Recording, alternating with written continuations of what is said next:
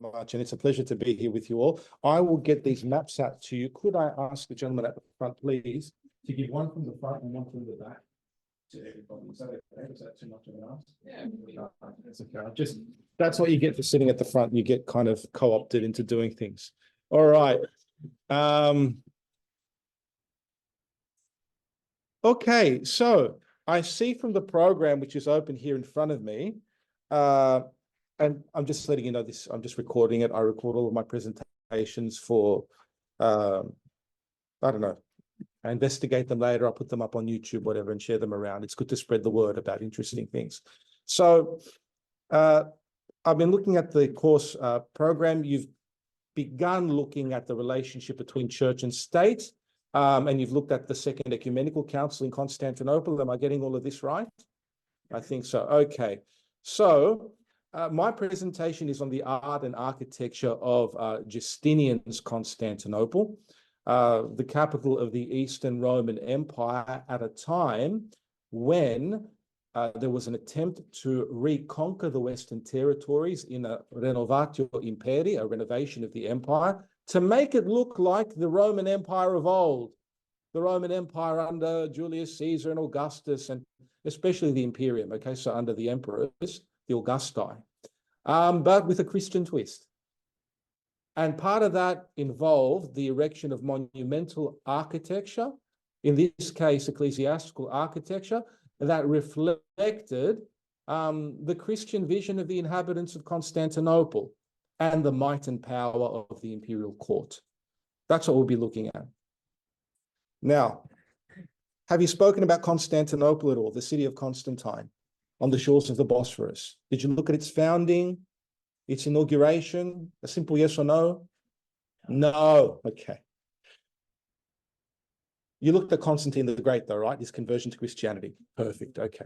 So when Constantine, after his conversion in 312 AD, when he saw in hoc signo vinces, pronouncing it right, and teutonica in Greek, it's a bit better, the Greek.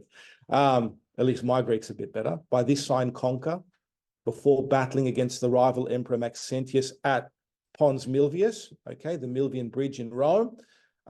He begins the consolidation of the Roman Empire from the vantage point of the city of Rome, the eternal city, not necessarily the capital of the empire at this time.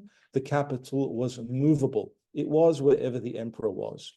So the capital of the empire, of the Roman Empire, when Constantine was rising to power, was in Nicomedia in the east, which is basically in what was known as Asia Minor, modern-day Turkey, okay, on the westernmost shores of Turkey, near the city of Constantinople, Byzantium as it was known then, Byzantium. Byzantium was established in the 7th century BC as a Greek city-state. Constantine spied it on the shores of the Bosphorus here, between Thrace in northwestern Greece and Asia Minor, which is modern-day Turkey. It's on the tip of the peninsula. And as he was rivaling his, or fighting against his rival Emperor Licinius in order to wrest control from him and consolidate the Roman Empire under his sole rule, he said, well, have a look at this piece of land here. It's perfect. Byzantium is protected on its eastern, northern, and southern shores by bodies of water. There's the Bosphorus Straits to its east. There's the Golden Horn, which is full of maritime ports, okay, to its north. And to its south, there's the Sea of Marmara, the Marble Sea, which had islands within it where from marble could be extracted for construction purposes.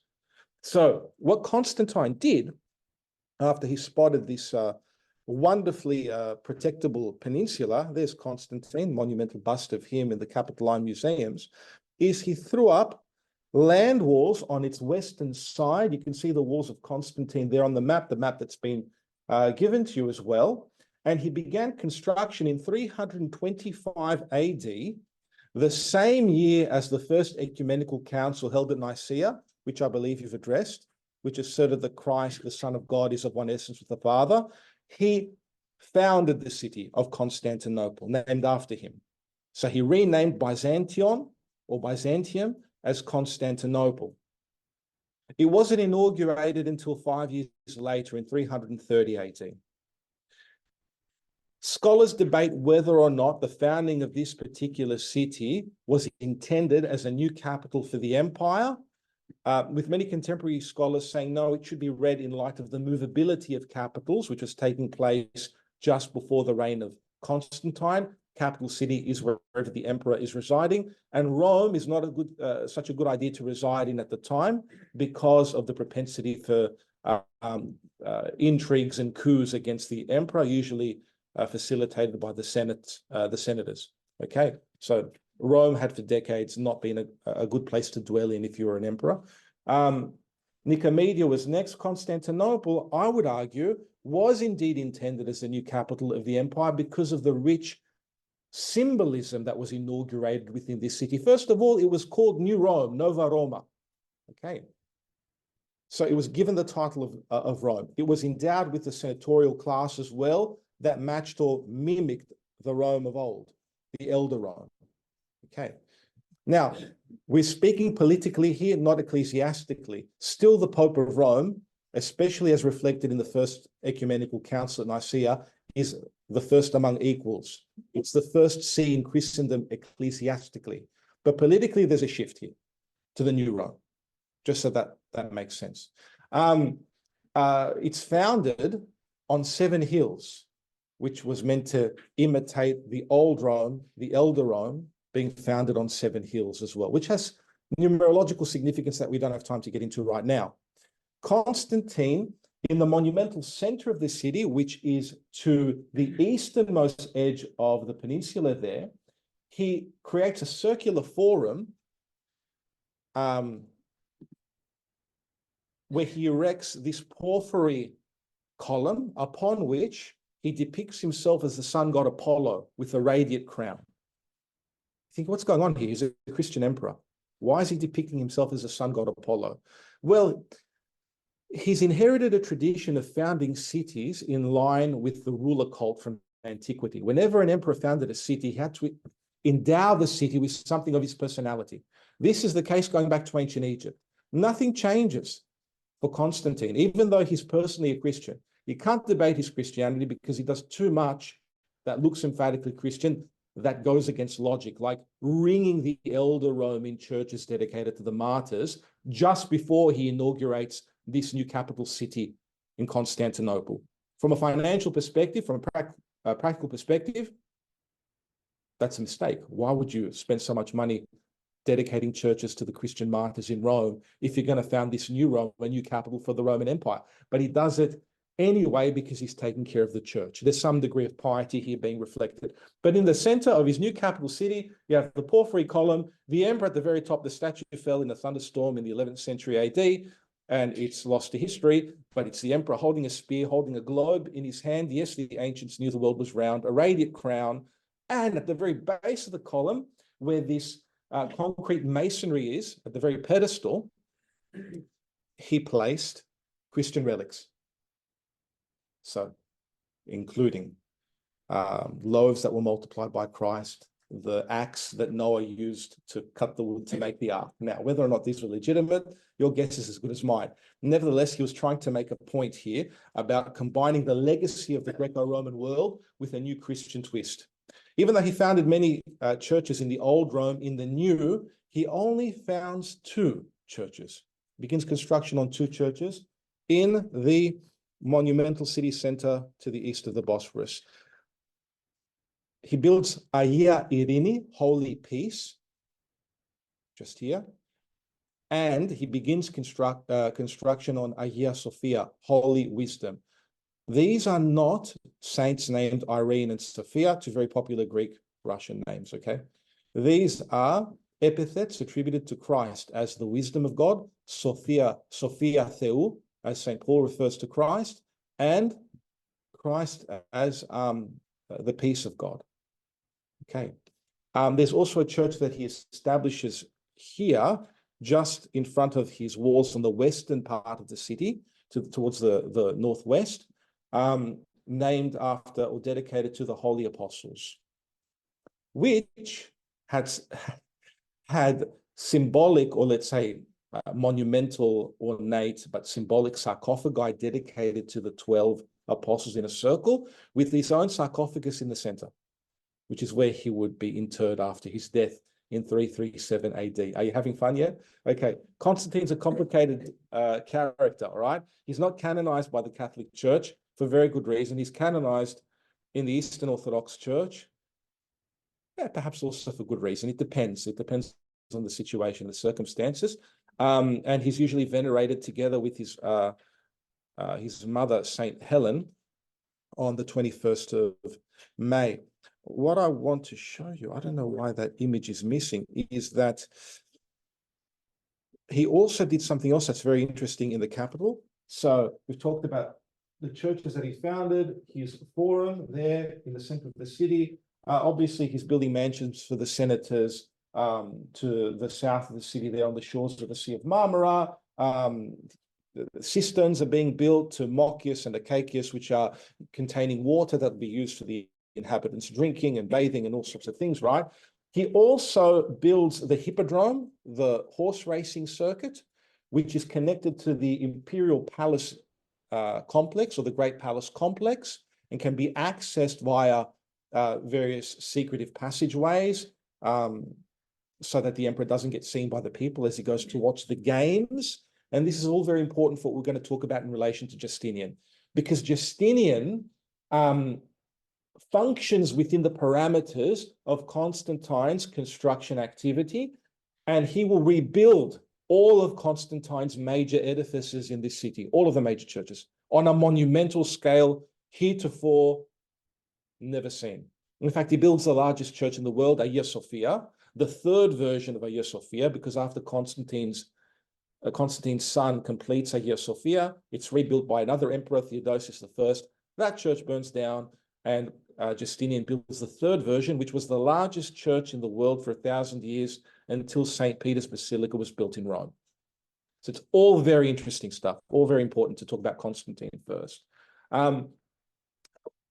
To highlight how significant this city was in his vision, you see here the Milion, which is just at the easternmost point of the main arterial road that extends from the walls of Constantine, later the Golden Gate, we don't have to worry about that now, to the Great Palace District and where the main churches in the city are. The Milion was a tetrapylon structure, 4 legs with a kind of arched roof, okay, upon which was placed a monumental cross with statues of Constantine and Helen on either side, and within which were marked the distances to all of the cities in the empire.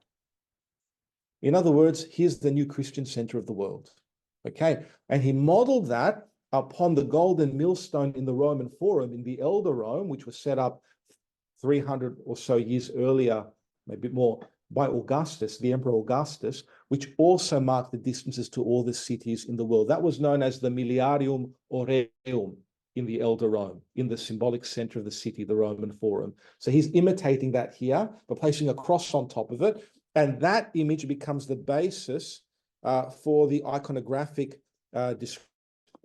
representation of Saints Constantine and Helen in the Eastern Church. The cross is always depicted in the center.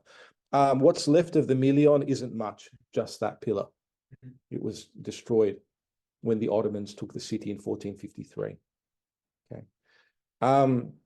But we'll talk about the future of the city. That's the Milion from a car park, which is where the main public square just before the Great Palace District was. Now, we've spoken a little bit about Constantine founding the city of Constantinople. It's also called New Rome. He founds it and redesignates or renames Byzantium as Constantinople. The inhabitants of this city all speak Greek. It's the lingua franca in this region of the world.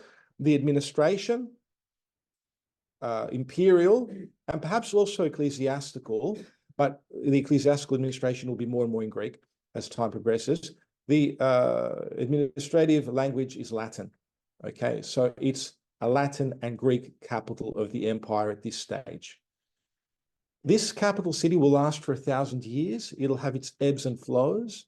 At its height, during the reign of the Emperor Justinian, it will encompass all of these regions. Asia Minor, okay, modern-day Turkey, Syria, Israel/Palestine, North Africa, Egypt, parts of Iberia, which is Spain, all of Italy, all of Greece and Thrace. 300 years after Constantine, that's what it encompasses. Okay. As this empire progresses, it'll encompass less and less territory, especially after the Islamic incursions and invasions that take place in the 7th century AD. It'll be limited to just most of Asia Minor and mainland Greece.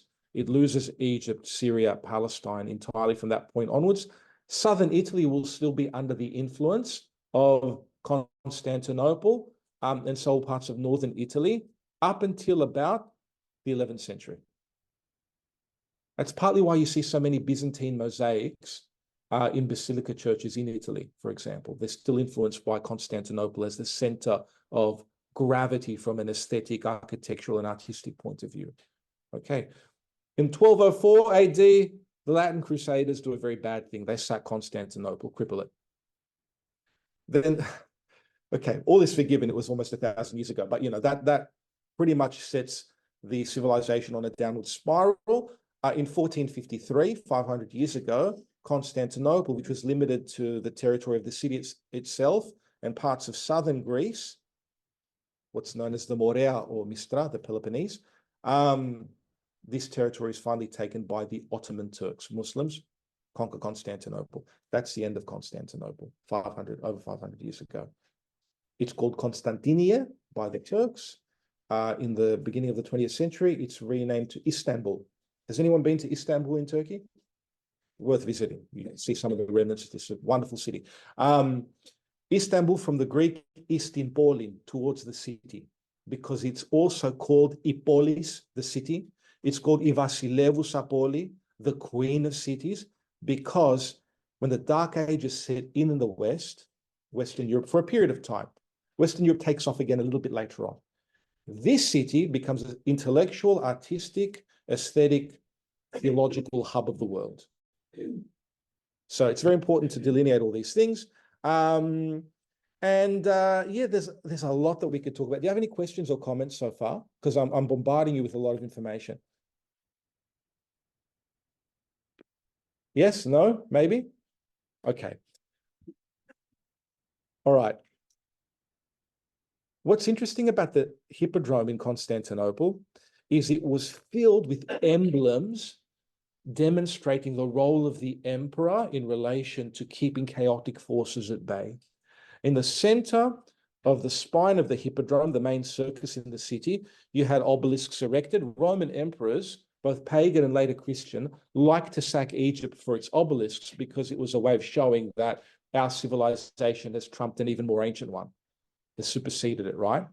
An obelisk is basically an inverted petrified sun ray that the ancient Egyptian pharaohs would erect in order to connect the sun and the earth. The sun is a god in the earth. Roman emperors are saying, hey, we can do one better. We can take it from Egypt, move it into Rome. How good are we? After the Roman Empire falls in the West in the 5th century, you have 3 sacks of Rome in 410, 456, 453, 476. Consecutive sacks of the city of Rome, which lead to a decline of Roman imperial hegemony in the West. The only shining light is the papacy, basically, in Italy and in Western Europe, amidst all these disparate and interfighting barbarian tribes. After the consolidation and reemergence of the papacy, these obelisks end up in front of churches, okay, because it's now the church which is superseding empire. So if you've been to Rome, you've seen the obelisks, you know why they're there now. There's still some in Constantinople too, okay. Theodosius I, the emperor who convoked the Second Ecumenical Council that you looked at last time, I believe, which reaffirmed the Nicene Orthodox doctrine that Christ is of one essence with the Father. He moved this massive obelisk from Karnak in Egypt, 4,000-year-old obelisk, into the center of the Hippodrome. Very interesting. It's the whole process of how he moved it. There's Theodosius in the center, is depicted at the very bottom of the pedestal. right? You can still see it today in Istanbul. Got to go and see it. Constantine, when he was doing his work on the Hippodrome 100 years earlier, almost 60 years earlier, 70 years earlier, took the tripods from Delphi in ancient Greece, which was considered the navel of the world, omphalos της γης, because that was where the god Apollo would speak through his oracle. It's also where the navel as a cone-shaped brick base was considered to be from the ancient Greek mythological perspective. Constantine took the tripods that held up the seat of the statue of Apollo and moved them to the center of his hippodrome. This is like him saying, well, the new center of the world is Constantinople. We're going to take images belonging to the old Greek center of the world and move them into Constantinople, the new center of the world. But he takes this serpentine column and puts it in the center of his city. This imagery of the serpent being appropriated and used by the emperor is both apotropaic. It's meant to, from a superstitious point of view, keep evil at bay, but it also shows the emperor as the master of the serpent, which is the embodiment of chaos, evil, Satan. Okay, you see that repeated in the Basilica cistern, which contains water for the sake of the inhabitants drinking, okay? Which is, let me just move this out of the way here. There's Hagia Sophia, there's the Milion, here's the Basilica cistern, okay? That was built by the Emperor Justinian in order to accommodate the increase in Constantinople's population from Constantine's time to Justinian's. So Constantine is reigning in the early 4th century, Justinian is reigning in the early 6th century, the 520s, right? In that period, Constantinople's population goes from 100,000 inhabitants to 500,000 inhabitants, largest city in the world at the time. And so he builds this new cistern in order for to accommodate the drinking the water of the inhabitants. And at its very base of the columns that are supporting this cistern, which is filled with drinking water that's being taken out of Thrace through various aqueducts all the way to the city, there are heads of Medusa, which are pillaged from the ancient Greek world, but not placed looking face up, slanted, put on their sides to invert her gaze, because Medusa's trick was to turn you to stone, right? If she looked at you in the eyes. That's why Perseus in the myth used his shield in order to see her reflection before decapitating the Gorgon, okay? So Justinian puts these on their side and submerges them in water. So it's not just a practical or utilitarian construction device, there's symbolism behind it. I'm the emperor, I'm submerging the embodiments of chaos into the watery abyss. Like, it's next level epic, right? The reason I'm showing you all this stuff is so that you can see that the whole Greco-Roman legacy is entering into this new Christian empire in a different way. Constantinople during the reign of Justinian will be characterized by monumental church buildings. At the moment, the art is more or less symbolic and figurative. You don't have anything like the iconography that you see flourishing in the later centuries in Byzantium. What you'll see in many Eastern Orthodox churches today that inherit this Byzantine legacy, or in many churches in Rome, which are under the aegis of Byzantium. See many Byzantine icon-style mosaics in many Roman churches. There's none of that yet, really. But the statues of classical antiquity depicting the various gods, they're all in the thoroughfares of the city.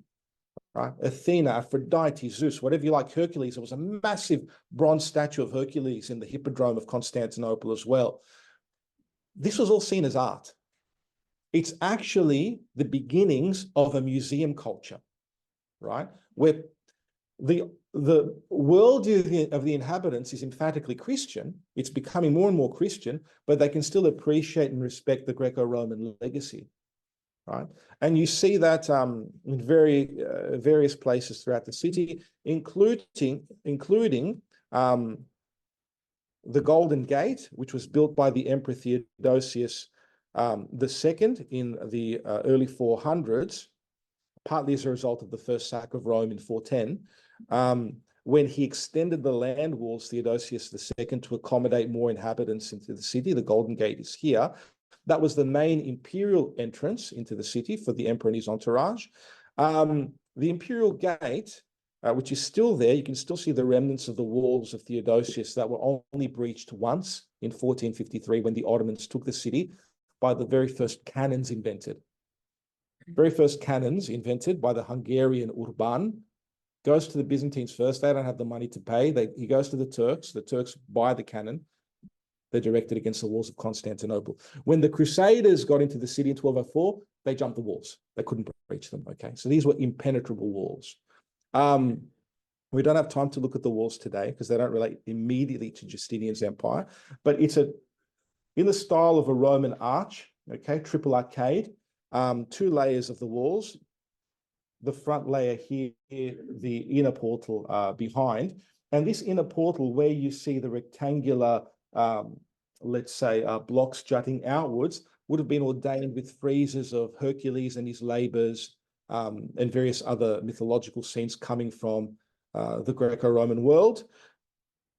However, and at the same time, you have crosses appearing on architraves of doorways in the outer portal of the Roman, the Golden Gate. On the inverse of the inner portal, you have the Chi-Rho, the first 2 initials of Christ or Christos appearing. So you've got the legacy of ancient Greece and Rome and this new Christianization that's taking place, right? The Chi-Rho was first used by Constantine after his conversion to Christianity. It was placed on the shields and standards of his soldiers. Okay, and then it made its way into the ecclesial space. You'll see it in many churches. First 2 letters of Christos, Christ in Greek. So here it is on the Golden Gate. Okay. Lots to say, lots to talk about in terms of church construction. In terms of church construction, what you have initially with Constantine's conversion to Christianity are existing basilicas, rectangular masonry buildings, which are being used for worship. These are the first examples of monumental Christian architecture, okay? Basilicas. They usually had rectangular wooden roofs, which were gabled, okay? So nothing too spectacular at this time. The earliest or the oldest extant or existing basilica church in the world is St. John of Studios in Constantinople in Istanbul. As you can see, its roof is blown off, but there you can see the rounded apse, which is on the inverse of that is would have been the main altar area. And then you go into the nave of the church, the main body of the church, which runs along these walls here. This external wall out here would have been part of the atrium, meeting area, external outdoor meeting area before people entered the church. That was built in the mid-400s. It's the oldest basilica in the world.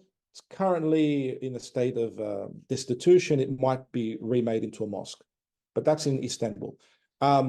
Why we don't have extant basilicas in Rome? Because they're all built over and modified and changed. So, Constantine built many basilicas in Rome dedicated to the martyrs like St. Lawrence, St. Agnes, and so on and so forth, but they've been built over throughout time. Okay. Questions or comments so far? It's a lot, I know.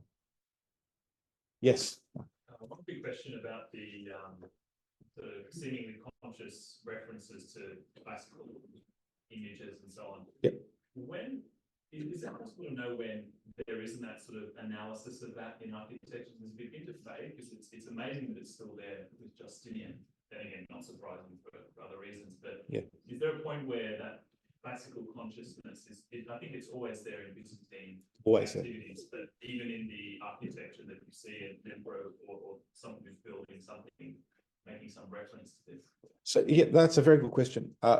What basically happens from the point of view of engineering and architecture and art is that there's an unbroken chain from the Greco-Roman world, the Roman Empire, to Byzantium, to Constantinople. Now, we don't have a lot of documentary evidence to demonstrate how they interpreted the classical legacy from a Christian point of view, apart from extant manuals that come from later centuries, like the Patria Constantinopoleos and the Parastasi Sidomichronicae, the short or brief historical notes it's called, that are medieval guidebooks to the city that pretty much tell you how the inhabitants of the 9th and 10th centuries saw these monuments architecturally. But the very fact that Anthemius and Isidore, the two main architects from Armenia who were hired by Justinian to construct Hagia Sophia, could do that, could construct such a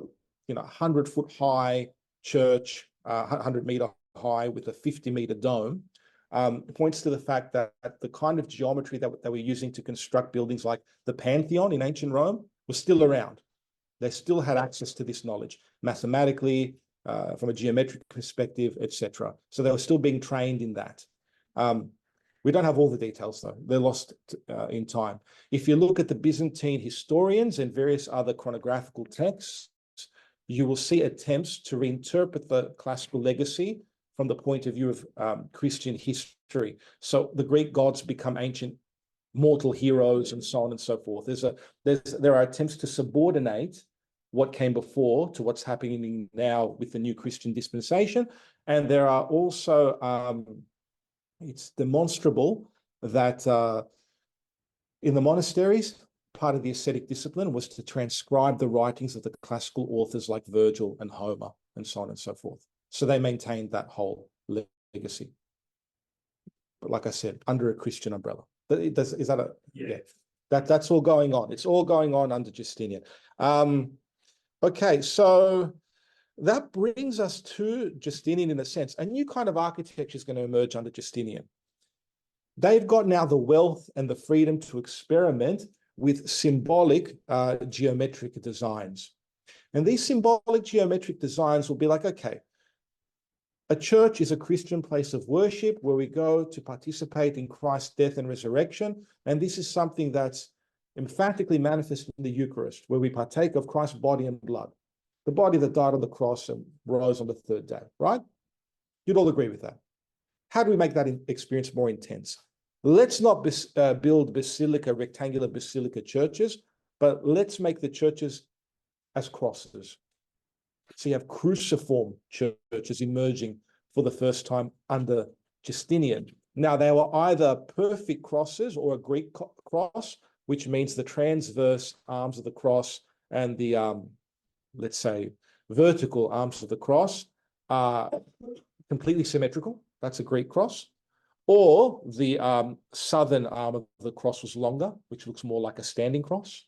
Or it was a square building, but the pillars were constructed in order to distribute the weight from the roof to the foundations. The pillars were constructed in a cruciform shape, and that's called a cross in square church. So when you enter the nave, you're participating in the crucifixion, right? You don't have to build a building this way unless you want to communicate a message. Okay. And because Christ undertook his sacrifice on the cross for the whole cosmos, and as I mentioned earlier, the Byzantines knew that the world was round, okay? You have a dome on top of a lot of these churches, okay? So through the cross, which is either the center of the square or the actual design of the church in a cruciform shape, you might have the dome in the center of the cross or the dome on top of the square within which there is a cross. Through the cross, Christ saves the cosmos, the universe. And I see you're smiling, you're very happy about this. That's good, I'm glad for you. Okay, so if Christ saves the universe, okay, the universe is interpreted from the point of view of the firmament that we see when we stand out in the field. You know, we can see the sky and the stars. Later on, these are the innovations of Justinian's architects. It comes at a price to the empire. We'll talk about that in a minute. In later centuries, they're going to paint Christ as the master of all in the center of the dome.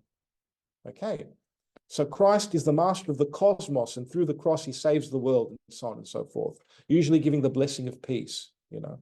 So this is all, what happens in Justinian's reign is setting all of that up, if you like. All right. First attempts at a dome church. Here it is. This is called Küçük Hagia Sophia, Little Hagia Sophia, because it kind of looks like Hagia Sophia, but it's very small, okay? And it is on the, let me show you on the map. It's just down here on the shores of the Sea of Marmara. That was Justinian's first attempt to build a domed church, not necessarily with a cross on the interior. What makes Küçük Hagia Sophia, which was originally dedicated to the martyr saints Sergius and Bacchus, who Justinian said warned his uncle in a dream not to kill him, which is good news for Justinian. What is, let's say, behind the construction of this church from a symbolic point of view is the octagonal design of the arches. Do you see the octagon here? That keep up the dome. It's a two-story building, okay? There's a pedestal in the middle with an entablature, okay, that keeps up the second floor. And the weight is distributed from the roof to the foundations through these columns with Corinthian capitals, okay? That's all ancient Greek stuff, guys, taken up by the Romans. These columns are everywhere in ancient Athens, and you know, so this kind of architectural styles are taken over, okay? But the octagon has a significance from a theological perspective. The church is eight-sided with a dome on the top because the eighth day referred to by the psalmist in the Old Testament is beyond the recurrent week of time characterized by the number 7. How many days does it take for God to create the world? 6. He rests on the 7th day, all right? Okay, so God creates the world in 6 days, he rests on the 7th. The early fathers of the church were perplexed by these references to the 8th day. What is an 8th day if there are only 7 days in the week? Well, the 8th day must not be located within the recurrent week of time. It must refer to God's eternal kingdom, because the psalmist and various other Old Testament figures interchangeably refer to the 8th day as the day of the Lord. Eternity, in other words. Turn an 8 on its side. Okay, this is retrospective because the 8 is an Arabic numeral, but you get the infinity symbol, all right? So 8 is God's kingdom. Day 7 is the day God rested. 6 symbolizes creation. 3 is Trinity. 2 are the natures of Christ, divine and human. There's a whole numerology in the early fathers here, and it impacts symbolism and architecture. Okay, so 8-sided church, you're entering into God's kingdom when you enter the church. That's a symbolism. This octagonal design will be interspersed with a cross and square. You put an octagonal dome on top of a church that's comprised of the cross, which means that through the cross you enter into the 8th day, and so on and so forth. It's all epic. It's currently a functioning mosque, okay? So what you will see if you go into the church, I've got images of the various kind of capitals here. It looks like a Corinthian capital with its own unique design. The monograms of Theodora and Justinian on some of these capitals, their seal, their imprint, Theodora being Justinian's wife, Christian empress, from, let's say, debatable provenance. I can see that smiling, but you know what I'm referring to, okay? She was a dancer, erotic dancer, before he made her a noblewoman and married her. But yeah, her monogram is there, Justinian's is there. And there is on the entablature here in Greek, and it's still there, the following inscription. Other sovereigns have honored dead men whose labor was unprofitable. This is written around the entablature in the church. But our sceptered Justinian, fostering piety, honors with a splendid abode the servant of Christ. Christ is the begetter of all things. Sergius, no mention to Bacchus here, and I don't know why. Maybe Bacchus was retrospectively made a patron of this church. Whom not the burning breath of fire, nor the sword, nor any other constraint of torments disturbed, but he who endured to be slain for the sake of Christ, the God, gaining by his blood heaven as his home. So, church dedicated to the martyrs, the way that Constantine created a ring of churches dedicated to the martyrs in the elder Rome, and so on and so forth. May he, that's Christ, in all things guard the rule of the sleepless sovereign. That's Justinian. He doesn't sleep. He works so hard for the empire. After Theodora died in 548 or 549 from cancer, he was said to wander around the halls of the palace, not able to sleep, and just having conversations with monks about theology late into the night, so that Procopius, the historian who was the biographer of Justinian, wrote about his wars against the Goths to reclaim Italy. I showed you the maps earlier. Wrote about his building projects, published a secret history after Justinian's death, where all the scandal came out. He said, we used to make fun of him. We used to call him the headless emperor, walking around holding his head in the corridors, you know. So there's a lot of cool stuff in Byzantium. Anyway, may he in all things guard the rule of the sleepless sovereign and increase the power of the God-crowned Theodora, whose mind is adorned with piety, whose constant toil lies in unsparing efforts to nourish the destitute. That's not untrue about Theodora. She becomes the main patron for a heretical group that broke off, now you would say heterodox, if you like, a group that broke off from the church at one of the later ecumenical councils, the third ecumenical council that you've not addressed yet, the Monophysites, those who believe that Christ only had a divine nature, which is actually what goes into the Coptic church and various other churches, our Coptic brothers and sisters, okay? She was taking care of them in the city. Now, Justinian and Theodora have a dirty little secret that they appropriated the, yes, go ahead. The column in particular, the relationship on that, it seems to be a noticeably lesser quality than what was appearing in the Roman Empire. Is it lesser in quality? Just in terms of the craftsmanship and the detail of the actual work. I don't think. Is there something lost, or would you argue it's just a change in style? There's nothing lost. There's nothing lost precisely because of this beast, which is erected in the same period. It's enormous. And it's still there. Structure doesn't necessarily relate to the quality of the fineness.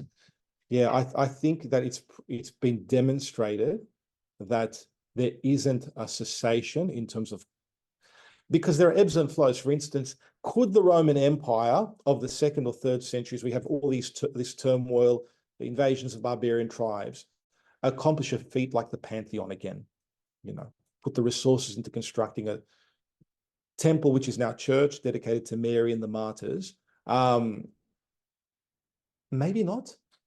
But during the period of peace established by Justinian, they could do that again, and they could complete the dome, which they weren't able to do beforehand. This is the first perfect dome in history. I'm not saying that because I'm such a fan of Byzantium, as in I'm a fan of both Rome and Byzantium. Rome gets all the good stuff later on again. So Byzantium wanes, and then in Rome you get, well, in Italy, the Renaissance and everything else. So there's no contest here. But what my argument is against, that there was a dark ages and the Christians ruined everything. Well, no, they didn't. Have a look, you know, everything continues in the East. Now, the dirty little secret I was about to mention about Justinian and Theodora is they like to appropriate the building works of their predecessors.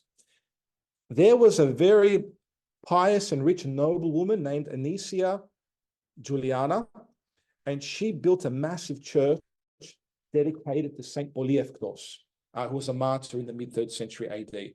It was considered one of perhaps the biggest church in the world, rivaling almost in size, but not quite, Hagia Sophia.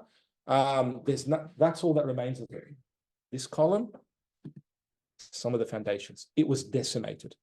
Okay, but well before it was decimated, okay, it was appropriated by Justinian and Theodora. They took it and put their, you know, those monograms that I showed you earlier, they imprinted them on the church after she died. Because she dies while he's serving his uncle, the Emperor Justin. And then when he becomes emperor in 527, he just takes it over. That's something that's not, let's say, unique to the Christian Romans. It's something that ancient Egyptians used to do. It's how you show that you're in charge, yeah? Any more questions before we look at Hagia Sophia? Or do you want to take a break? Would you like to take a 10-minute break and then we come back for another hour? Okay, let's take a 10-minute break. Let's resume at 2:30. All right. Now, if you make it to Istanbul and you see Hagia Sophia, the Hagia Sophia Chami, or mosque as it's known these days, It was a museum from the beginning of the Secular Republic of Turkey in 1922 until 3 or 4 years ago. I don't know how long it was. I think in 2019, it was reconverted into a mosque. It almost looks fake because it's so big. You're looking at it like this must be a mirage. It's enormous. Let's read some quotes, both near contemporary quotes that describe what it looked like several centuries after it was erected, and also we'll look at its dimensions and various details about its architectural design. Does that sound good? Okay. This is Justinian's crowning achievement. So, when in the 10th century, emissaries from Vladimir of Kiev, Prince Vladimir of Kiev, the Great, who was converted to Orthodox Christianity, to Byzantine Christianity, and kind of from that vantage point onwards, you have the conversion of the Eastern Slavs moving into Russia to Eastern Orthodox Christianity. We're going to various faiths in order to experience them, including Islam, and including the Latin Church, just the same as the Eastern Church in this context. It's before the schism. So they're one church at the time, right? But with different rites. They visited Hagia Sophia. And they wrote back to Vladimir, Prince Vladimir, and said, "We knew not whether we were in heaven or on earth. For on earth there is no such splendor or such beauty, and we are at a loss how to describe it. We know only that God dwells there among men, and their service is fairer than the ceremonies of other nations, for we cannot forget that beauty." So you have to think about this giant structure, which on the inside has these marble revetments on top of the walls, okay? So whatever light is coming in through the 40 windows that pierce the drum of the dome, the base of the dome, are cascading off of the marble and the glittering gold mosaics. You have Oriental-style, Eastern-looking liturgies taking place, wafting up into the air, the emperor entering the church with his entourage, ceremonially taking off his cloak and his crown and his scepter so that he comes looking like something like a layman when he approaches through the nave into the sanctuary, but he was allowed to enter only once during the service. They're trying to maintain this distinction between church and state. It's otherworldly to people who enter it. Like, what is going on here? Okay. So with a rectangle of 77 by 71 meters, okay, a combination of domed central building and basilica was to be built. So it's like a square basilica with a massive dome. The dome construction began on Hagia Sophia in 532 AD. So about 5 years after Justinian came to power. He came to power in 527, okay, with his wife Theodora. In 532, so the same year that construction began on Hagia Sophia, the city of Constantinople was engulfed in what were called the Nika riots, the Victory Revolt, okay, where members of the circus factions that belonged to the Hippodrome, this is why I mentioned all of these various architectural constructions earlier, because they're relevant for Justinian's empire. The Hippodrome was the main circus. There were 4 circus factions attached to the Hippodrome. The blues and the greens were the main ones. They actually had different religious convictions as well, okay, Monophysite and Catholic or Orthodox, and they revolted against the emperor for the high taxes he was levying on the population in order to fund this construction activity, and for the wars that he was initiating in Western Europe so this is before we look at the church. Let's do this background. The wars that he was initiating in Western Europe in order to reconquer all of the territory in the light color back to Roman control. Remember, this is Constantinople is New Rome. Elder Rome is, and it remains the documentary source from an ecclesiastical perspective, it's the first see among the churches. And it's referred to as such by both the church and the state. The Pope is first among equals. He has spiritual and jurisdictional authority over the other churches. So that's not what I'm talking about here. I'm talking about the empire. The empire is centered in Constantinople, right? And in this period, even Rome wasn't under the dominion of the Eastern Empire. There were vassal barbarian kings that had been set up, kingdoms that had been set up after the barbarians in successive waves took over Italy from 410 to 476. Okay, the last imperial capital that they took was Ravenna, which we're going to look at later on. That's where Romulus Augustulus, the last Western Roman emperor, was dethroned. He was a child emperor. They didn't kill him, which is a surprise. So Justinian says, I want all of this back. It belongs to us. It's Roman.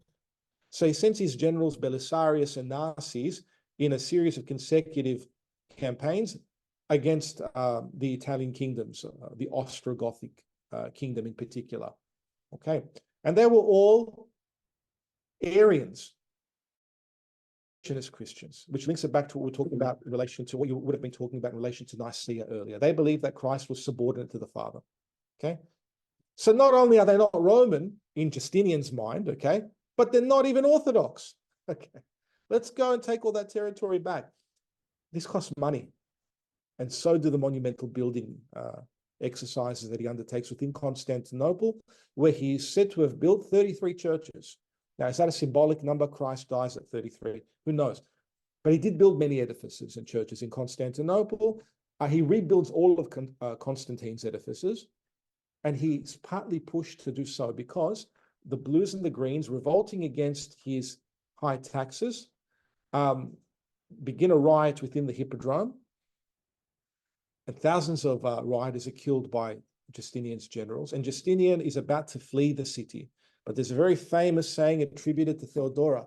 Please don't let anyone tell you that there was no girl power in the Middle Ages in Byzantium. There was, okay, late antique Byzantium. She said, I would rather die on the imperial throne than live my life as a pauper, right? And so that's when he got his resolve and said, slaughter them. And 30,000 people died, according to Procopius, within Constantinople. But within that chaos, the second Hagia Sophia, the first burnt down after St. John Chrysostom was exiled from the city. It was rebuilt by Theodosius II. The second Hagia Sophia burnt down. Hagia Irini, Holy Peace, built by Constantine, burnt down. While you're at it, why not just rebuild Holy Apostles as well? Come on, let's build everything again in Justinian's name. So that's where this monumental church architecture comes from. One of the paradoxes of history, friends, is that when there's a kind of sneaky, I've got to be careful the way that I say this, there's a kind of a sneaky correlation, which is not necessarily good, between totalitarian power and high culture. It crops up again and again. Mark's laughing. He knows what I'm referring to. You probably do as well. Okay? Something always to be wary of. They go hand in hand from time to time. So all the good churches come out of this, but they come out of bloodshed. Okay? A similar thing happened with the construction of probably one of Russia's greatest cities, St. Petersburg, one of the most beautiful cities in the world, but thousands of people died when Peter the Great was trying to erect it, okay, and construct it. So he manages to take all this territory back, but there's back and forth. He's jealous. Justinian is not a warrior. He's an armchair emperor, okay? So he's jealous of his main general Belisarius in particular, right? Whom he almost tries to compromise him on several occasions. It doesn't work. Belisarius is too good. He's too good, too loved by the people. You can read about all these things in Procopius, friends, if you have time. Okay, it's a really interesting stuff in his wars and everything else. What Justinian does to poor Belisarius. Back out to war again. You go, oh, here we go again. Okay, so you can read about these things. That doesn't mean to say there weren't heroic emperors. Like Constantine was a heroic emperor, okay, because he went out to fight. There are subsequent emperors to Justinian that do the same. Did I do something? No. That do the same, that go out to fight as well, like Heraclius famously in the 7th century.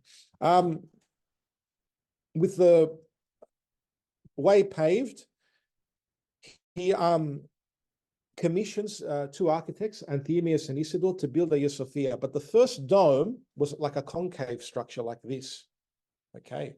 And it collapsed 20 years after it was erected. So in 537, the dome did not look like that, sitting on top of that barrel. That's the kind of prototype of St. Peter's Basilica. Because what happens later on, especially when San Marco is built in Venice, okay, in the 13th century, is a drum is built beneath the dome and it's elevated upwards. If you look at St. Mark's Basilica, which I've included in the slides here later on because it actually is a copy of the Church of Holy Apostles built by Justinian. If you want to know what the Church of Holy Apostles built initially by Constantine, rebuilt by Justinian looked like, you have to go to Venice, because it's no longer in Constantinople. The very first thing that Sultan Mehmed II did in 1453, after conquering the city, was demolish Holy Apostles, because it was the burial place of all the Byzantine emperors. And he built the Fatih Mosque, the Conqueror's Mosque, again, an impressive structure on top of it. And you can visit that. That's the site of Holy Apostles. If you want to know what Holy Apostles looks like, you have to go to San Marco. Who's been to San Marco? Okay, you've been to Holy Apostles, basically. It's modeled on it. You can see in San Marco, the cupola in the center is elevated. That's something that they master later on, okay? So, not so in Justinian's time. The architects are dead when the dome collapses, and it's like one of their sons and another guy come and they refix it in like the 550s or something to get this perfect dome. Very first perfect dome. Kind of answers your question. Because of the difficulties in distributing the weight in the center of the dome to prevent it from collapsing, you needed an oculus. And that's later interpreted symbolically as well as facilitating a connection between heaven and earth, okay? The kind of thing you see in the Pantheon. Who's been to the Pantheon? Okay, you've seen the oculus, the great oculus there in the Church of St. Mary and the Martyrs, all right? So there's a perfection of the dome that takes place with these architects. Now, in this image of Hagia Sophia, the minarets, envisage it without it, obviously the later Ottoman additions, and also the grey buildings, which are Ottoman mausolea, they were not there either. It's just what you see in this kind of reddish masonry that was there. That was built by Justinian. Apparently, the dome was covered in gilded gold. You can imagine when the sun hit that, what that would have looked like. Yeah, super duper. And Hagia Sophia can be seen as either a variation of the model found in the Church of St. Sergius and Bacchus, but cut in half in order to allow the larger dome, or as a variation of the Polieftos Church. So he had some precedents with Sergius and Bacchus and St. Polieftos, which there's debate as to whether or not that church built by Anicia Juliana had a dome. The way Procopius describes it in his work, The Buildings, which describes all of Justinian's building activities. So the church has become a spectacle of marvelous beauty, overwhelming to those who see it, but to those who know it by hearsay, altogether incredible. For it soars to a height to match the sky, and as if surging up from amongst the other buildings, it stands on high and looks down upon the remainder of the city and dominating it, yet at the same time towers above it to such a height that the whole city is viewed from there as from a watchtower. Both its breadth and its length have been so carefully proportioned that it may not improperly be said to be exceedingly long and at the same time unusually broad, and it exalts in an indescribable beauty. And Procopius also says elsewhere that the dome seems to be suspended by a golden chain from heaven, which is a reference to something from Homer. So, and Procopius is writing in Atticizing Greek as well. And he's referring to Constantinople deliberately as Byzantio.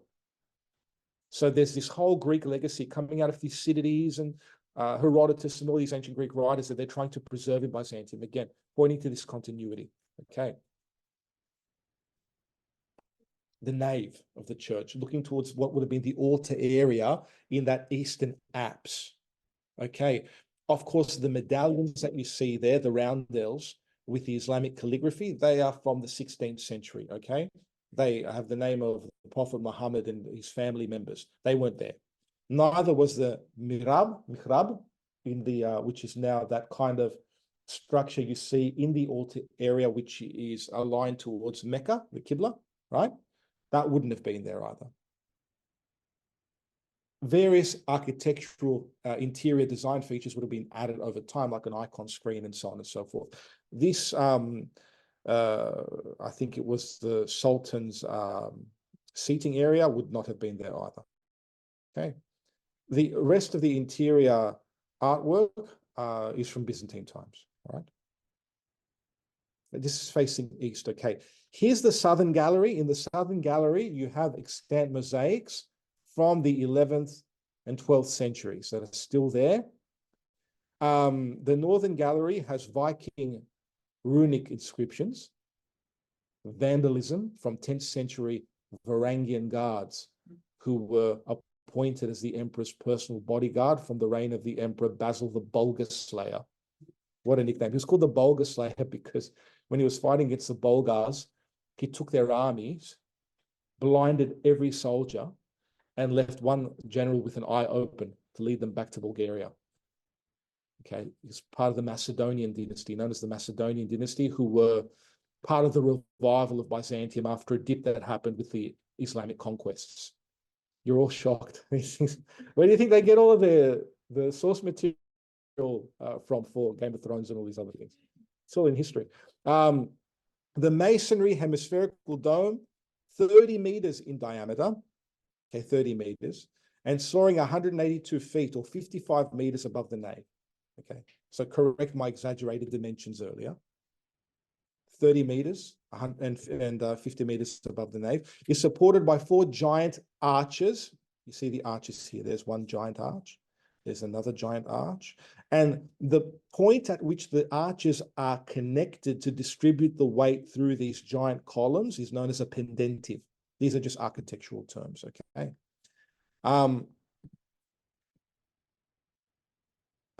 Is supported by 4 giant arches comprised of smaller marble colonnaded arches. Okay, so you see the giant arches, and then you see the smaller colonnaded arches here. Colonnaded because they're held up by columns with capitals, okay? These are buttressed by 4 spherical triangular pendentives that link them together, and by 2 semi-domes or conches, each sitting below the east and west axes of the main dome. So here's one semi-dome, okay? And there's another one on the other side, and they're helping to hold up the main dome. So semi-dome, major arches, pendentives, smaller arches which are colonnaded. These are apses, and these apses are also helping to hold up the semi-dome, which helps to hold up the main dome, okay? In fact, the weight of the entire structure is supported by 4 main piers. You saw them. That's where the pendentives meet. They give the floor plan the shape of a cross in a square, just on a scale that was not seen beforehand, okay? Symbolically initiating the believer into Christ's crucifixion, which is signified by the dome, has ramifications for the whole cosmos. In the 14th century, in the center of the dome, which now is marked by calligraphy, yeah, you can see the pendentives, you see the main dome, 40 windows, light would enter, right? And here are the semi-domes, okay? In the very center in the 14th century was a mosaic of Christ, the master of all, giving the blessing of peace. Can you imagine such a thing? It's been covered by calligraphy. It's probably still there.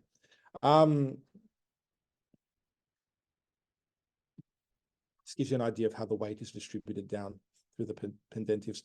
The space in between the columns on these smaller arches is known as a spandrel, just in case you want more technical terminology. Yep. With the mosaics and art, most are still remaining of the Byzantine period. Yeah. Yeah. Because it's why didn't the Muslims cover the angles, for example, or like was it the Very good question. Is it because they have that sort of hierarchy as well, but is it because it could be incorporated in their vision of the world? It's a very good question. Basically, the seraphs were left. There were 2 seraphs. 2 others were added by Italian painters in the 19th century, but their faces are blocked out. Their faces are blocked. They don't have faces like this Byzantine one here, which is from the 14th century. All the other mosaics were covered by plaster, which was uncovered in the 20th century, early to mid-20th century, by teams of researchers and archaeologists from the Barton Oaks Institute in Washington, D.C. and various other places during the Secular Republic of Turkey. They said, yeah, come, we'll turn it into a museum and we'll make this stuff known to the world. So these are mosaics that I'm about to show you here. which date from later centuries. These ones in the southern gallery in particular, where are they? Here in the southern gallery, like the Deesis mosaic. Deesis means intercession or prayer. You have Christ Pantocrator giving the blessing of peace, being entreated by the Holy Virgin and St. John the Baptist. That was covered in plaster. Okay, and so were these mosaics of Christ and the Mother of God holding the Christ child, flanked by various emperors and empresses. Look, the thing about Byzantium is, if you want to know what the city looked like at various junctures in its history, you have to go to other cities, not Constantinople. If you want to know what 6th or 7th century Byzantium might have looked like in relation to mosaic programs, the mosaic style, the mosaics are made up of little tesserae made of glass and could be sand or even marble that are intricately put together on walls that are covered in plaster several times over, you know. You have to go to Ravenna in Italy for the construction that took place under Theodoric, the Ostrogothic king, whom Justinian later ousted and took the church. Okay. And then had the mosaics incorporated into that church afterwards. San Vitale, for example, San Vitale in Ravenna. If you want to look what Byzantine art and architecture looked like in the 12th or 13th centuries, you have to go to Rome. You go to a church like Santa Maria Maggiore. Has anyone been to Santa Maria Maggiore? It's one of the most beautiful churches in Rome. And you'll see the Byzantine art, not by an artist who probably studied in Byzantium, Pietro Cavallini, who's an Italian, right?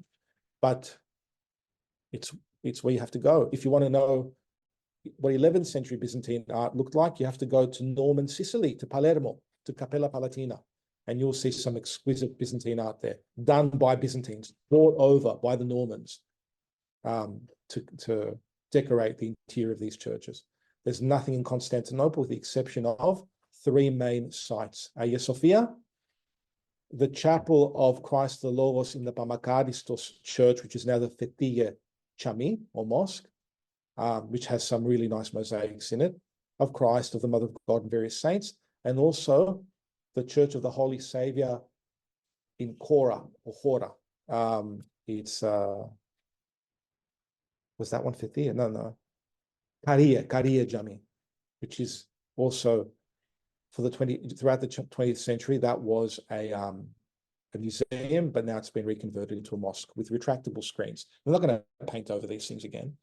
So look, the thing is, in the reconversion of Hagia Sophia and Chora back into mosques, there was a lot of lamentation about it, but I've seen recent photos online of people still visiting these mosaics. So I think what's happening is that the administering bodies of these churches become mosques, become museums, become mosques again, are putting retractable screens up and taking them off for visitors to come and see them from time to time. But during the hours of Islamic worship, they're covered.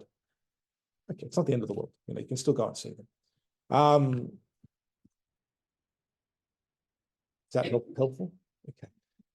Right, you can see the eastern apse here above the altar area, the Mother of God enthroned. This is an exquisite mosaic. Look at that. That's just phenomenal. It's enormous. She's holding the Christ child. It was erected in the 9th century after the victory of the church over iconoclasm, the breaking of the icon swept Byzantium in the 8th and 9th centuries. They began to destroy the iconographic, the emperor and his entourage did, and his soldiers, iconographic depictions of the Mother of God and Christ and the saints, because they were inspired by the lack of anthropomorphic imagery in Islam. They thought, well, the Muslims are succeeding in warfare. They don't have any images, which this particular emperor, Leo the Isaurian, equated with idolatry. Maybe God's not helping us because we're idolatrous, because we have all these images. And so he wanted to shift the attention back to the imperial cult. The church responded and said, no, images are legitimate ways of teaching those who are unable to read. And also because the Son of God took on flesh in the incarnation, he sanctified all of matter, which means we can use material pigments to depict him and to paint him. And the veneration is given to the image, not worship. Worship is given to God alone.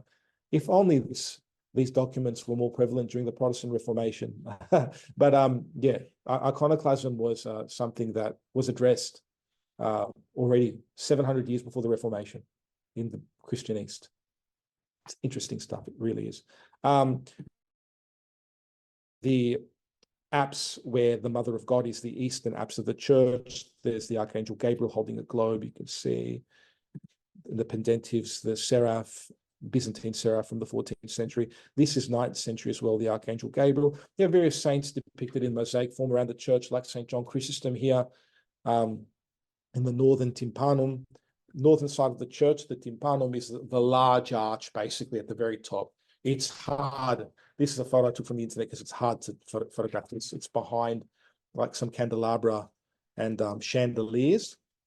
There are also other interesting and very enigmatic and strange architectural features like the marble gates of heaven and hell, which you pass through in order to get into the southern gallery with some of those very beautiful mosaics that I showed you from the 11th and 12th century are. Why they're called the marble gates of heaven and hell, nobody really knows. When were they given this epithet? Again, lost to history. But the Byzantines had a funny way of interpreting from a superstitious point of view anything that they really couldn't comprehend that was a legacy from the Greco-Roman past, part of the Greco-Roman inheritance, whose meaning had been lost in time. For example, there was some Gorgon statues of representations of Medusa, basically, that were installed in an area known as the bakery, Sant'Apollinare, right? There were inscriptions on these Gorgons that people couldn't understand, and they thought, in one particular text known as the Patria Constantinople, that I mentioned before, which are reflections on the extant monuments in the city. It's like a medieval guidebook to the city that can be read in tandem with the short notebooks, the Parastasis Domichronicae, the little notes on the city. They thought that the inscriptions prophesied every subsequent emperor of Byzantium up until the last one, so that the empire's fate would eventually be sealed if you could just work out how to interpret Nostradamus-like stuff. Do you know what I mean? So there's a lot of that in these guidebooks, a lot of interesting kind of reflections, enigmatic interpretations of architectural devices whose original meaning was lost in time. But if you cross the threshold of the marble gates of heaven and hell, you will find these wonderful mosaics in the southern gallery of Hagia Sophia. They do not date from Justinian's time. But I'd like to jump forward and show you these mosaics because they're indicative of what Justinian basically set the parameters up for. Okay, what happens in the future? 13th century, you have the wonderful depiction of Christ, Pandocrator, giving the blessing of peace, entreated by the Mother of God and St. John the Baptist. Okay, uncovered in the 20th century, early 20th century by the archaeologists that I mentioned earlier. Buried opposite the Deisis mosaic is Enricus Dandolo, the Venetian Doge, the Doge of Venice, which is like the governor of Venice, basically, which was a very important maritime city that was under the aegis of Byzantium until in the 10th, 11th, and 12th centuries, it established its independence as a maritime trading port, unrivaled in terms of the riches that flowed through the Veneto, basically, okay? He was the one who redirected the Fourth Crusade, which was originally supposed to liberate Egypt from the Islamic Caliphate to Constantinople in order to reinstall Isaac Angelus, a pretender to the Byzantine throne, to what he believed was his rightful position as emperor. And he promised to pay them back.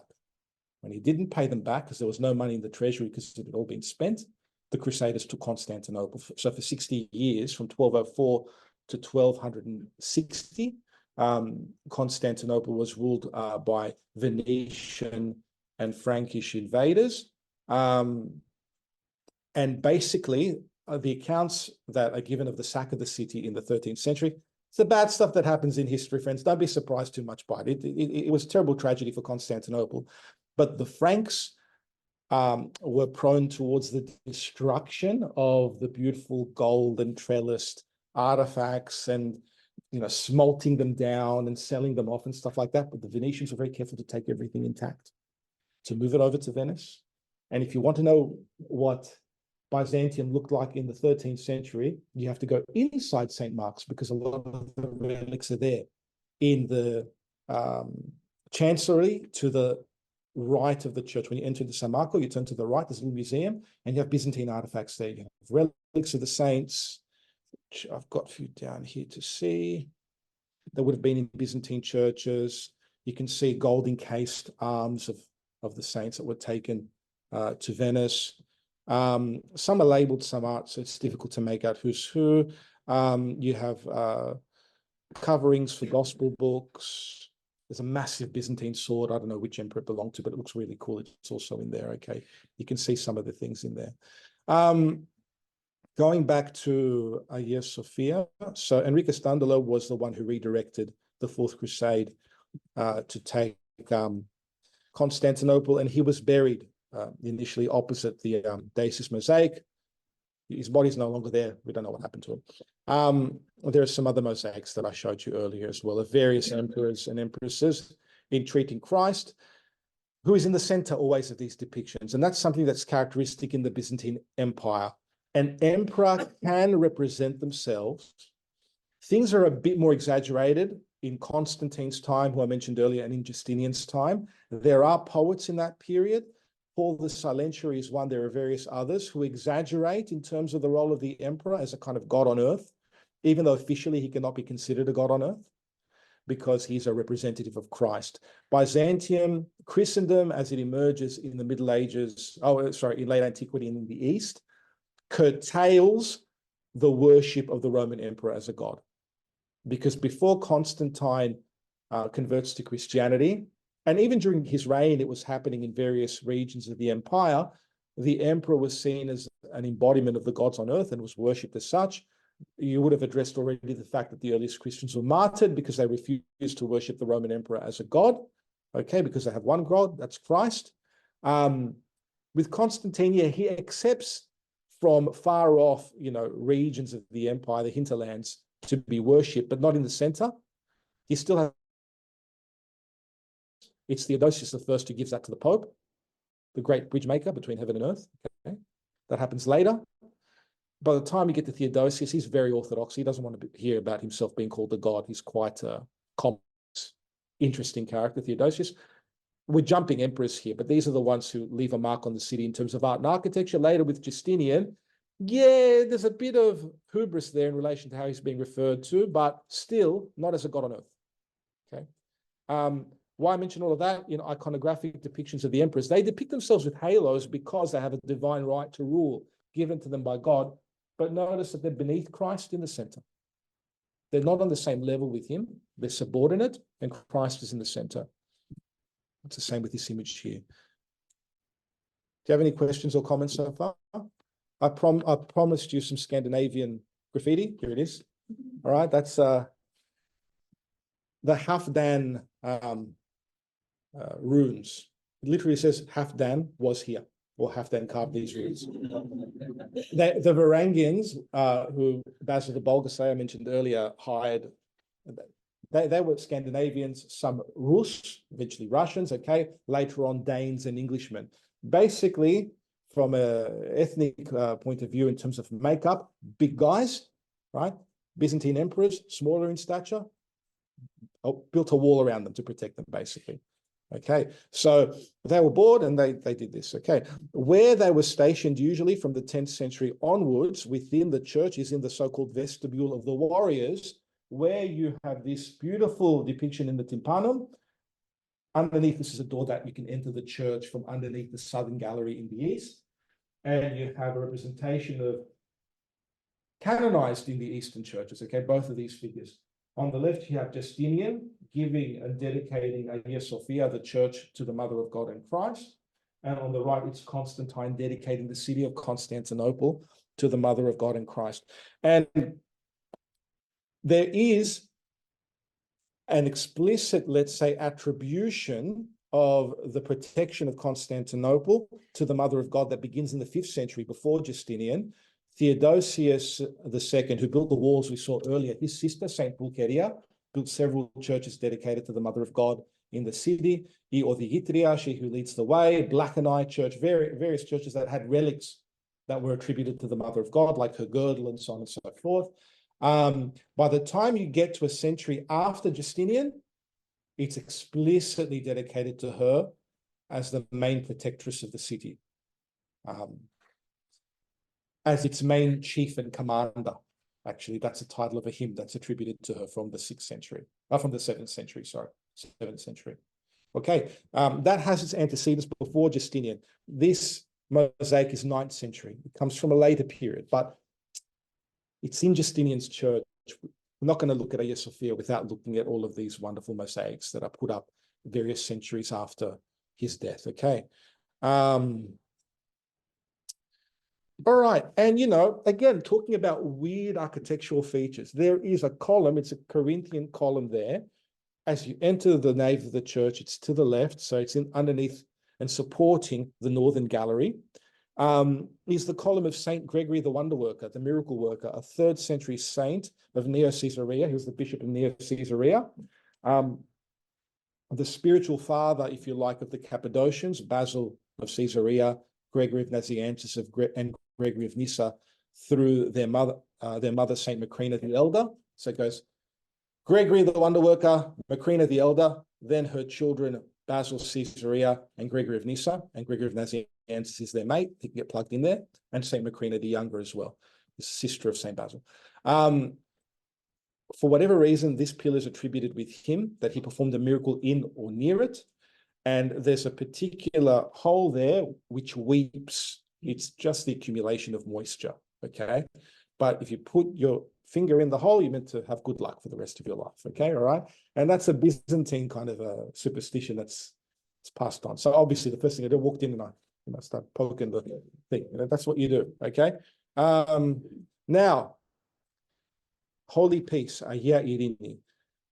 This church I mentioned earlier was probably initiated by Constantine. He probably built it as well, although sometimes it's attributed the completion of both this church, Hagia Irini, and Hagia Sophia, which are very close to each other. Here they are in proximity. Sometimes their completion is attributed to Constantine's son Constantius, but some scholars are saying now maybe Hagia Irini was built by Constantine and Hagia Sophia was completed by his son a few decades after his death. There's no way to know for certain. In any case, they were both connected originally as part of what was known as the Great Church Complex, okay, which was next to the Imperial Palace Complex. And in fact, you could enter the Great Church Complex from the Imperial Palace Complex without being disturbed by the crowds. Okay, there were intricate passageways that connected the two.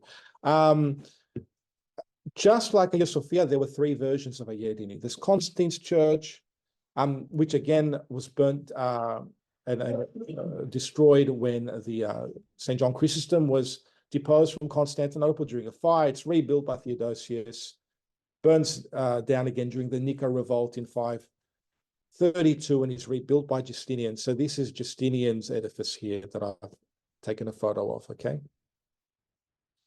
Where is it? Yeah, right.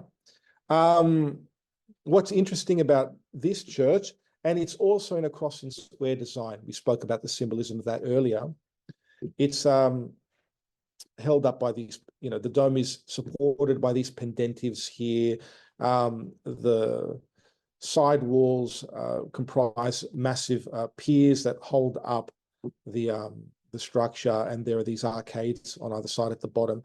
Now, the dome is also supported by this apse, which has an image of a cross in it, which is one of the only extant or surviving examples of an iconoclastic piece of art.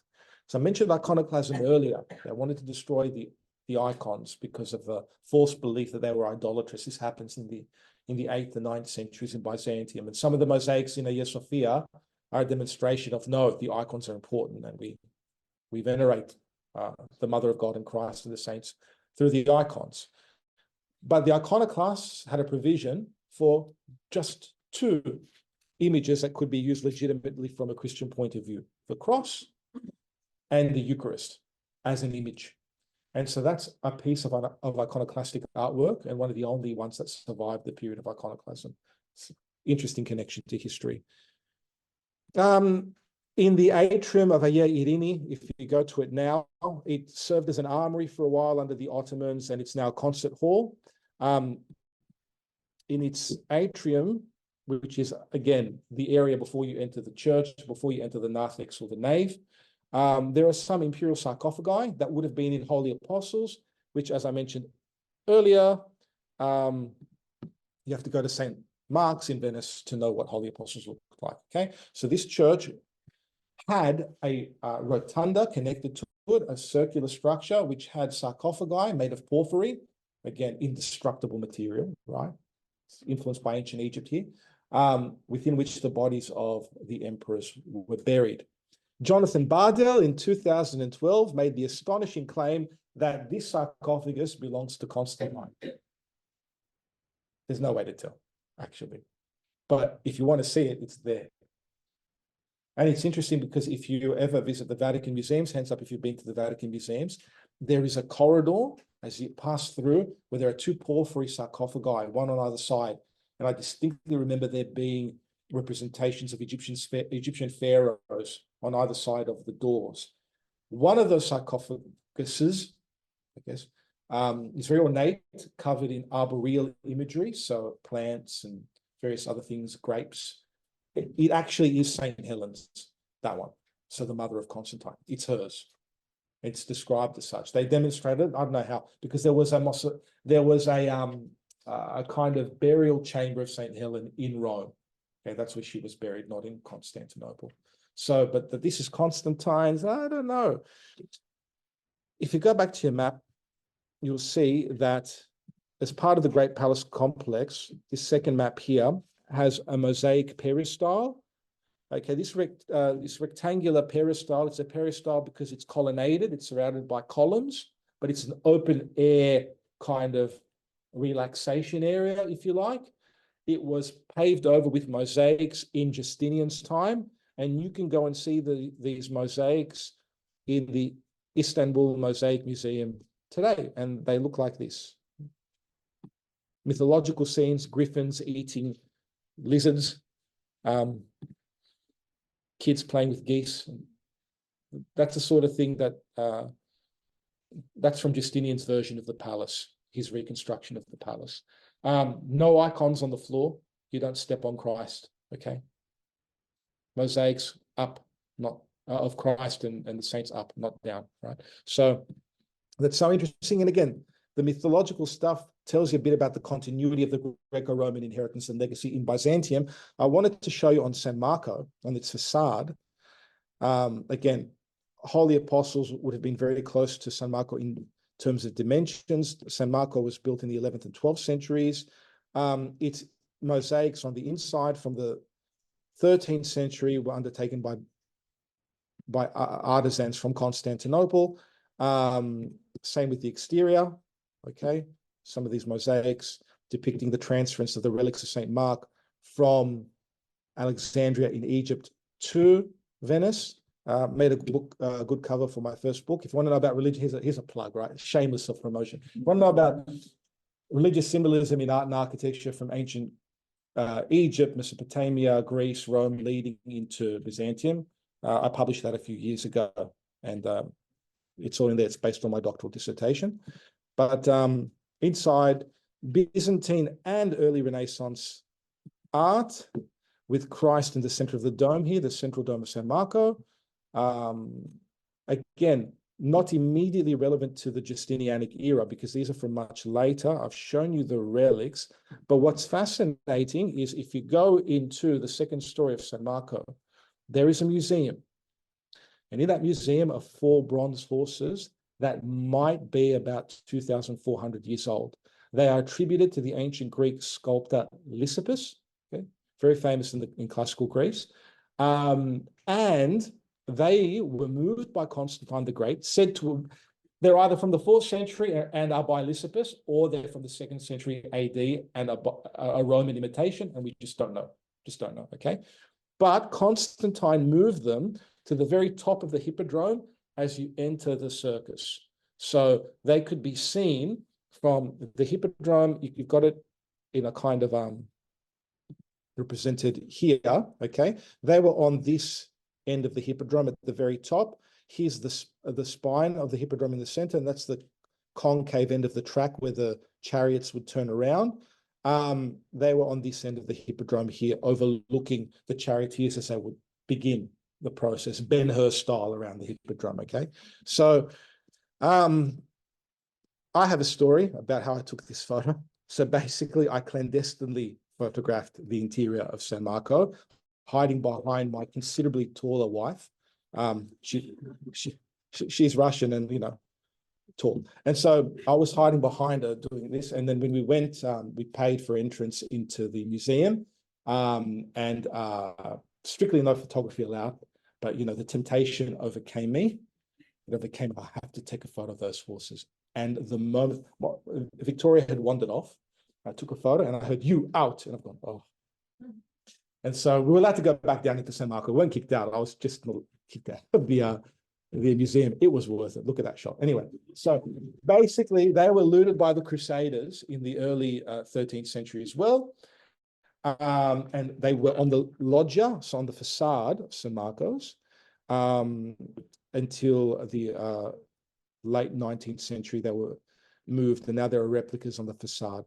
They had to be dismantled at the neck by the Crusaders to get them back to Venice, which is why you have these kind of, that's the hide where they were cut, these collars, let's say. So the collars are 800 years old. They're not as old as the bronze horses themselves. I don't know if we have time to look at Ravenna and Classe. I'm at your disposal.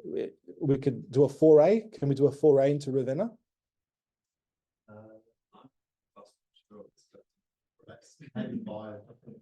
Five additional minutes into it. So, okay, let's do it. Thank you. Thanks, Steve. All right.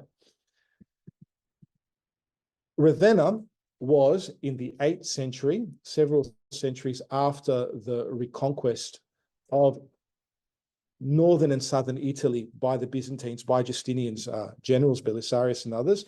In 751, it was made an exarchate again. It was beforehand another capital city from where the Western Roman emperors would rule until in 476, the last Roman emperor in the West, Romulus Augustulus, was deposed in Ravenna. In 751, it's made an exarchate again. Okay, so it's important for the history of Byzantium. But before Justinian takes over, the Ostrogothic kings construct several churches in Ravenna that have various attributions. We don't have time to get into the history of their attributions because they change.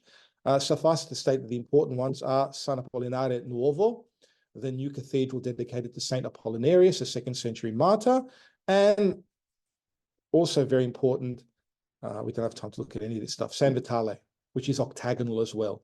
8th-day symbolism, again, pointing towards participation in God's kingdom.